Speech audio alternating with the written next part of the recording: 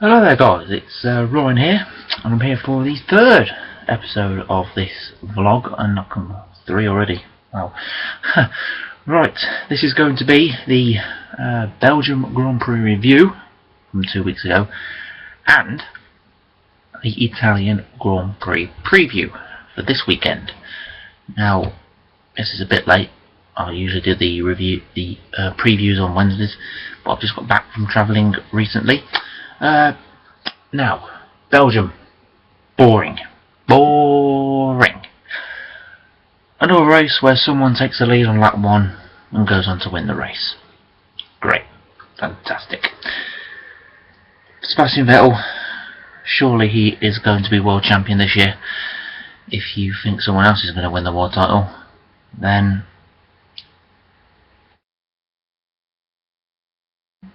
why bother? Why bother? Surprising moment of the race, Maldonado. Another captain crash driver, isn't he, really, Pastor Maldonado. Went to go into the pit lane, hit Paul di Resta. Oh, shame for Paul di Resta as well. His qualifying session was immense, to say the least. Yes, qualifying for Paul di Resta, good story. Went out early on in Q3, took pole, and everybody expected him to, be pole, but it just got taken away from him and he went down to 5th. So yes, all in all, I thought the Belgian race was boring, but then again, you could say differently, especially if you're a Sebastian Vettel fan, not to mention names, Mr. Harry. Anyway, next, now Italy coming up. Should be a good race weekend. The fastest track on the Formula 1 calendar, the absolute power horse of a race circuit in Monza.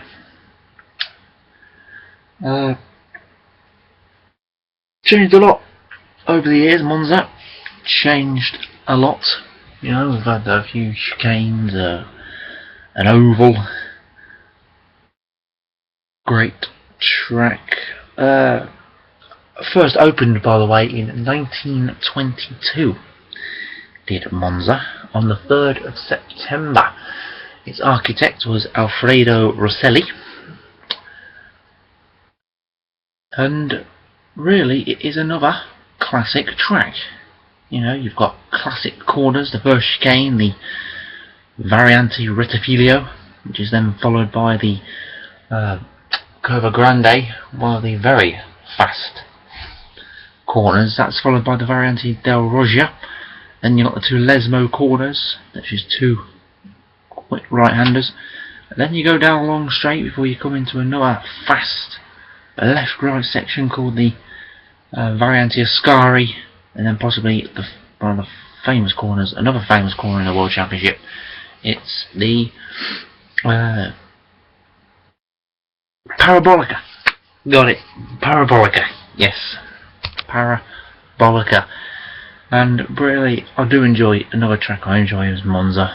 We're going up to these tracks now. I'm going to start enjoying some tracks I hate, some tracks I like. And for example, tracks I don't like, Catalonia, which is on the calendar. I'm not a big fan of Malaysia. I've never been a big fan of that track. There's a Nürburgring. I prefer Hockenheim. Those tracks.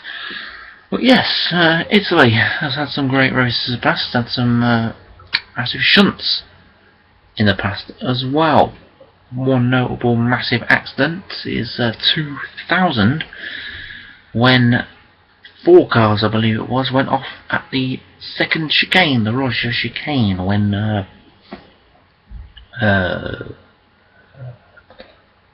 was it the 2 Jordans, Frentzen and Trulli, went off. I believe it was the 2 Jordans. Could be something else. Coulthard went off there. Herbert lost his rear wheel there, and I think it was De La Rosa had about 600 flips there as well. Jensen's trying to get in the action here. Look. Chinton's like, hello. Right, no, back on topic. Sorry about that. He's got a very smug look on his face, hasn't he? Very smug look. Yeah. That year, 2000, death of a marshal as well. So it's one of those anniversary races in it where we have to really remember that dark day back in 2000. 1 year later, the first major sporting event happened in Monza. It's the first major sporting event that happened since September the 11th, 2001. So that was the year Ferraris didn't race with sponsorship, which was understandable, and was won by a Ferrari. No, it wasn't actually. Montoya won his first ever race in Monza, 2001. Rubens Barrichello has the world lap record around Monza, which I believe was a 121.0. 121.0 was Barrichello's lap time back in 2004 when he won the race. But Monza is a fascinating track. I mean, it's had the oval, which is still there to this day. The oval, you can go, under the, and back in the 1930s, they had a similar layout now, but after the Ascaris, there'd be a left-hander, and it would go to the oval. You turn back on to the oval, you go around the oval and back onto the track that there is now. So that's why part of the oval was sticking out, because it would have went diagonally across the pit straight and back onto the oval and spun there. So the pit straight was more of a diagonal line than the opposite line on the oval. So it's a very uneven oval in Monza. Ferrari home track, so be expected. Massive Ferrari support, and they always do seem to go well in Monza. Ferrari, they've always gone well here at their home circuits. Anyway, not a lot to tell you about Monza. There hasn't been many massive races. I know Johnny Herbert got his first win here, and so on, so forth. Really, it was really notorious track, this. But back in before 2000, there was a different type of chicane in Monza. At the first chicane, it now goes right, left, then back across. So it's like up that way, there, then back around. But back in before 2000, it was a chicane going left, right, forward, then left, right again, and then round the Curva Grande. So it looks a bit. I preferred that layout to now, but they changed it, and weirdly enough, they changed that in 2000. They expected a huge crash at that chicane in 2000, but didn't, But there wasn't, the big crash wasn't there. It was at the second chicane after that. So yes, that surprised a lot of people back in those days. Really, Monza is one of the few tracks on the Formula 1 calendar, one of the few tracks on the F1 calendar to actually still be on the calendar at this present moment. I believe since 1950, when Formula 1 made its made its first ever World Championship in 1950. I believe Monaco, Belgium, Silverstone, Monza were four tracks on the calendar at the start of the Formula 1 World Championship in 1950. That's a usual preview for a Grand Prix. Yeah, not a lot to talk about Monza. There hasn't been much history in the track, and so on and so forth. Usual times for European viewers, of course. Depends what zone you live at. If you do want to know your time zone, I can find out for you, and I will let you know if you want. I judge it off the English time zone because I am from England, and that will be practice, I believe, at 9. Is it 9? Yeah, 9 usually. Practice tomorrow at 9 AM with practice 2, I believe, about 1. Qualifying 1 o'clock as usual, and race 1 o'clock on Sunday.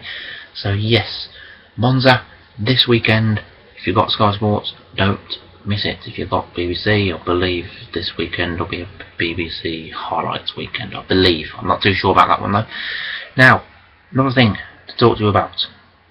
This farce we call the Port Imperial race. Now, I don't know what's going through Bernie Ecclestone's mind. I don't.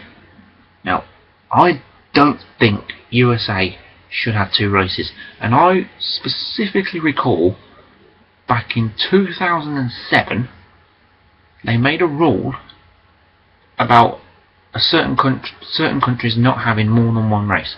No country must have more than 1 race. That was a rule made in 2007, which is why Germany started having this alternating feature between them and Hockenheim. So why has all of a sudden this came back into play, where each country gets, when some countries get 2 races? I don't really see why there is an obsession from Bernie Ecclestone to get it into America.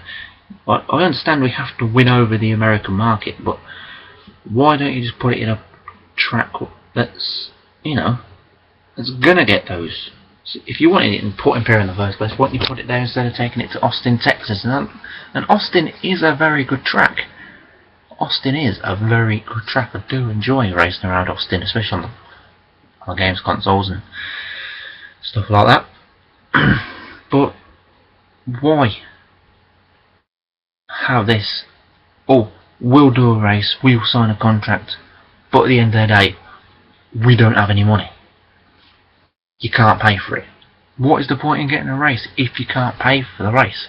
So I don't know what's going on. It was cancelled for 2013. It's now cancelled for 2014, and I'm very pleased that Mexico is going to return to replace it. I mean, I wasn't around when Mexico was being raced, and I'm going to enjoy watching that for the first time. I'm going to enjoy it. So yes. If there is anything you want, if there is any specific stuff you want me to talk about, if you're new to these vlogs, if there is anything specific you want me to talk about, I will be doing some special episodes as well, which go away from the previews and reviews of 2013 races. If there is anything, just put it in the comment box. Then drop a like this video if you did enjoy, and subscribe. I will be doing a lot more of these videos in the future.